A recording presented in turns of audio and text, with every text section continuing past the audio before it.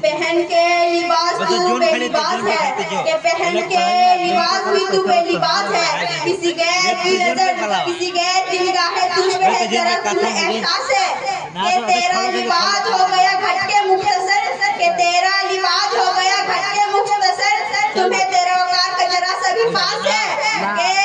के लिबास पहनकर भी ना छुपे तेरी जोबर, के लिबास पहनकर भी ना छुपे तेरी जोबर, फिर तेरी इज्जत का सत्यानाश है। आइए कुछ अर्ज करने से पहले हम और आप अकीदतों व मोहब्बतों के साथ दुरूद पाक पढ़ें। अल्लाह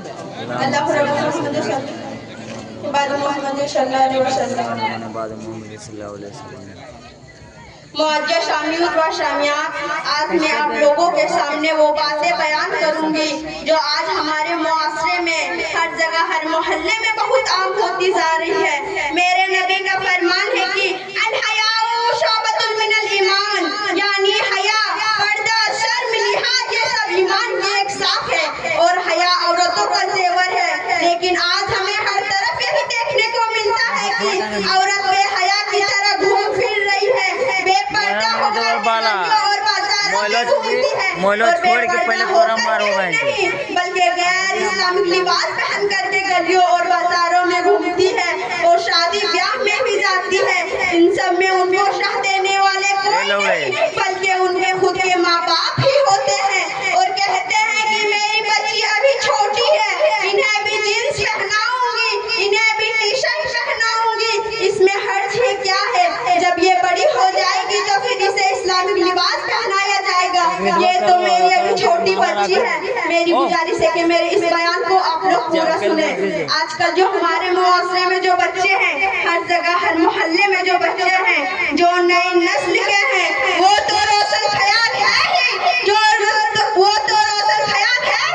जो नई नस्ल के जो माँ बाप है वो भी कुछ कम रोशन ख्याल ही नहीं। वो अपने बेटियों और बेटों को उभारती है, अपने बेटियों को उभारती है कि वो छोटे छोटे कपड़े पहने, उन्हें शाह देती है। बच्चियों को बचपन में जो पहनने की आदत दिलाई जाए वो उन्हीं को पसंद करना शुरू कर देती है।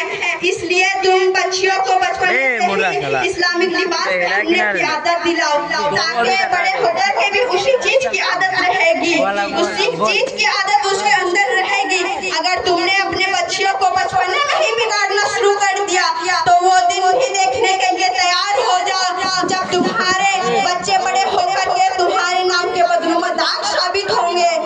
आज जिस बेटी के लिए तुम बड़े ही आड़ बन रहे हो, पूरे समाज से लड़ रहे हो, पूरे परिवार से लड़ रहे हो, पूरे खानदान से लड़ते हो, ये लोगों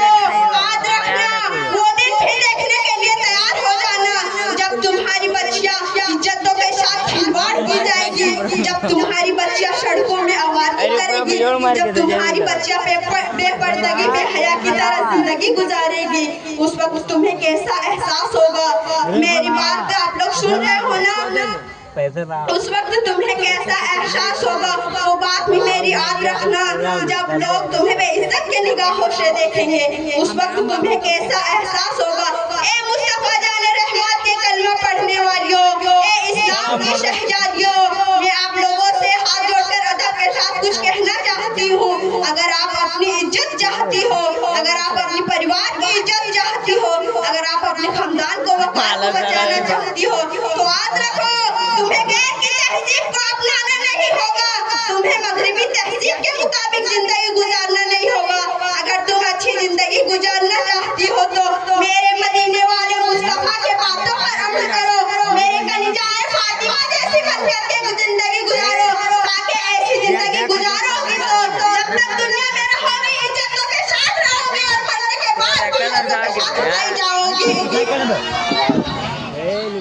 एक बार और अकीदतों व मोहब्बतों के साथ दुरूद पाक पढ़ो। अल्लाहुम्मा सैयदना सबीना बिन बारिश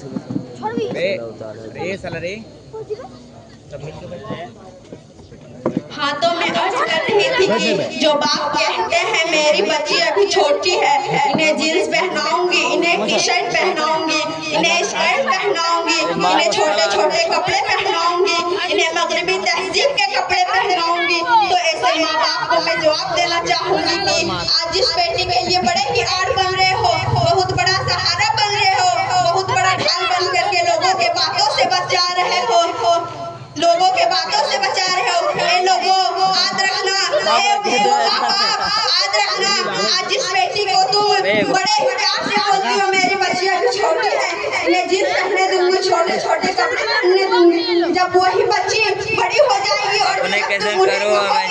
बेटी अब तुम बालिग हो गई हो, अब तुम्हें इस्लामिक लिबास कबूल कर लेनी चाहिए, तो वो बेटी हरगिज तुम्हारी इस्लामिक लिबास कबूल नहीं करेगी, हरगिज पर्दा करना पसंद नहीं करेगी, क्योंकि तुमने बचपने में ही उसके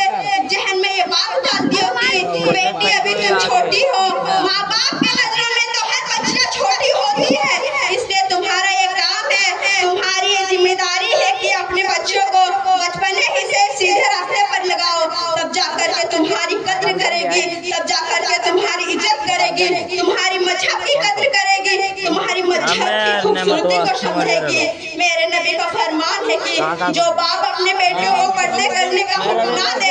पर्दे के हालात में रखे, ऐसे बाप दयूज है, और जो शोहर अपने बीवियों को पर्दे करने का हुक्म ना दे, बनाव श्रृंगार करवा करके शादी और ब्याह और पार्टी में बेपर्दगी के हालत में ले गए, तो ऐसे शोहर भी दयूज है और ऐसे मर्द भी दयूज है, और दयूज वो है जिसकी ना नमाजें कबूल किए जाएंगे, जिसकी ना रोजे कबूल की जाएंगे, इस बिना पर के वो अपने घर वाले बेटियों को, बीवियों को, अपने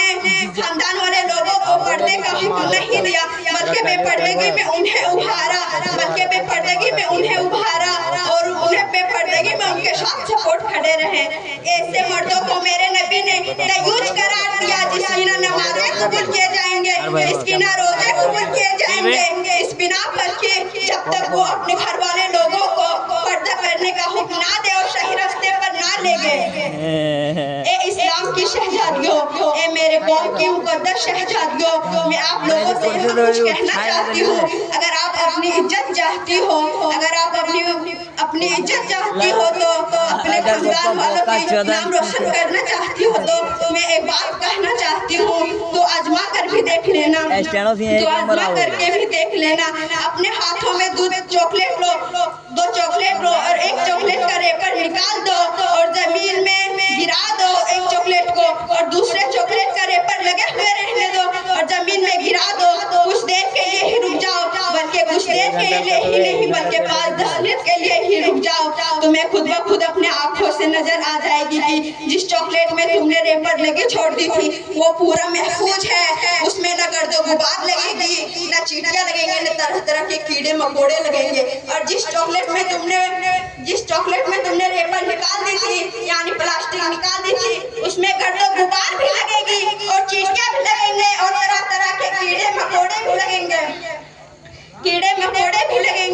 इसी से तुम अंदाज कर सकते हो कि जो बच्चे पर्दा करना पसंद करती है, जो बच्चे पर्दे में रहती है, जो हिजाब में रहती है, उसके तरफ गैर महरम न